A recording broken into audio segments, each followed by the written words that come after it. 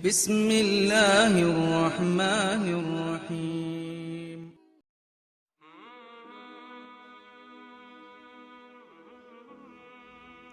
Imam Bukhari mengatakan bahwa nama Nabi Muhammad SAW adalah Abdul Qasim.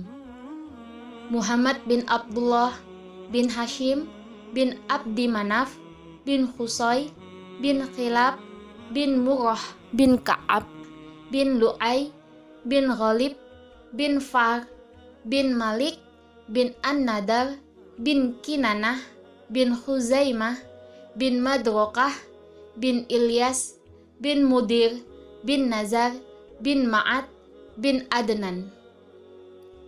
Ibnul Qayyim mengatakan bahwa setelah penyebutan nasab Nabi Muhammad SAW kepada Adnan, semua ulama sepakat. Akan tetapi, yang menjadi perselisihan di kalangan ulama adalah nasab setelah Adnan terus ke atas. Begitu juga tidak ada perselisihan di kalangan para ulama bahwasanya Adnan merupakan keturunan Nabi Ismail alaihissalam. Imam Zahabi mengatakan dalam kitabnya As-Sirah An-Nabawiyah bahwasanya Adnan merupakan keturunan Ismail Ibrahim sesuai ijma, kesepakatan manusia. Akan tetapi, mereka berselisih tentang nasab antara Adnan terus ke atas sampai Nabi Ismail alaihissalam. Ibnu Katsir menerangkan bahwa sesungguhnya Nabi Ibrahim alaihissalam memiliki dua putra yang agung, yaitu Ismail dari ibunda Hajar dan Ishak dari ibunda Sarah. Nabi Ishak sendiri memiliki putra, yaitu Nabi Yakub.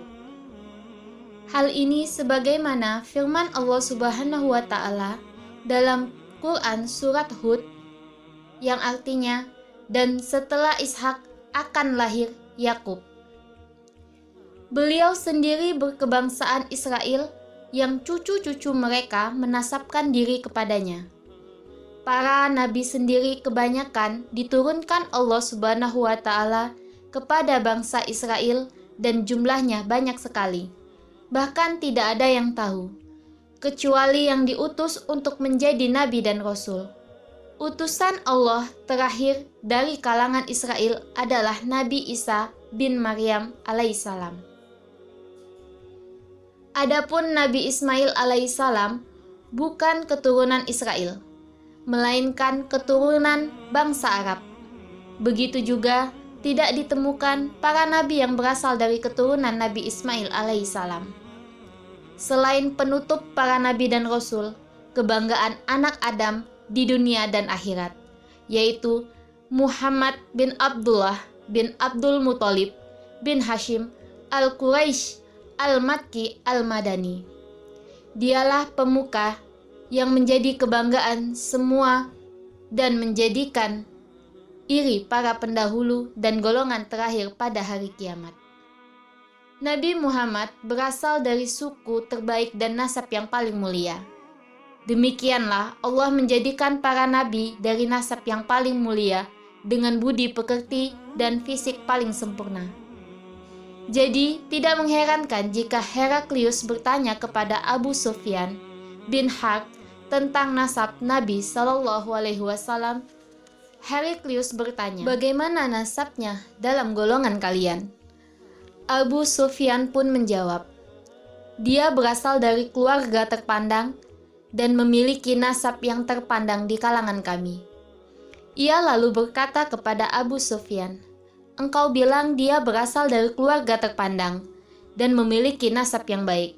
Begitulah para rasul diutus dari nasab yang terbaik di kalangan kaumnya. Abu Hurairah meriwayatkan bahwasanya Rasulullah Shallallahu Alaihi Wasallam bersabda, aku diutus dari sebaik-baiknya zamannya anak Adam, dari abad ke abad sampai abad yang aku berada di dalamnya. Hadis riwayat Bukhari. Wasilah bin Al-Aqsa meriwayatkan bahwasanya Nabi Shallallahu Alaihi Wasallam bersabda, sesungguhnya Allah Subhanahu wa Ta'ala telah memilih dari keturunan Ibrahim yaitu Ismail. Dia juga telah memilih dari keturunan Ismail, yaitu Kinanah. Dia juga telah memilih dari keturunan Kinanah, yaitu Quraisy. Dia juga telah memilih dari Quraisy, yaitu Bani Hashim. Dan dia memilihku dari Bani Hashim. Hadis riwayat Muslim. Ummu Hani juga telah meriwayatkan secara marfu. Riwayatnya bersambung sampai Rasulullah Shallallahu Alaihi Wasallam tentang keutamaan suku Quraisy. Bersamanya Rasulullah Shallallahu Alaihi Wasallam bersabda, Allah telah memberi keutamaan suku Quraisy dengan 7 perkara, yaitu Allah memberi keutamaan mereka dengan menyembahnya selama 20 tahun, padahal tidak ada yang menyembahnya. Selain mereka, Allah Subhanahu wa Ta'ala memberi keutamaan mereka dengan diberikannya pertolongan pada tahun gajah.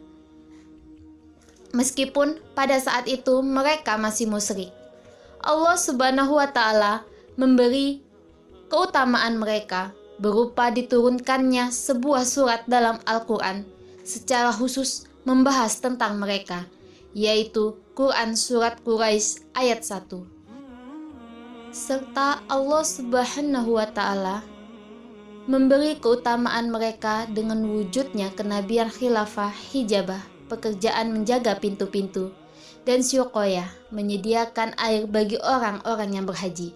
Hadis riwayat Bukhari dan Hakim. Ash'ab bin Qais meriwayatkan seraya berkata, Aku mendatangi Rasulullah dalam sebuah rombongan. Tidak ada yang melihatku kecuali orang yang paling utama di antara mereka. Lalu aku pun berkata, Wahai Rasulullah, bukankah engkau berasal dari golongan kami? Beliau bersabda, Kita adalah keturunan Bani An-Nadir bin Kinanah. Kita tidak mencelanya dan kita tidak mengingkari seorang pun yang berasal dari keturunannya.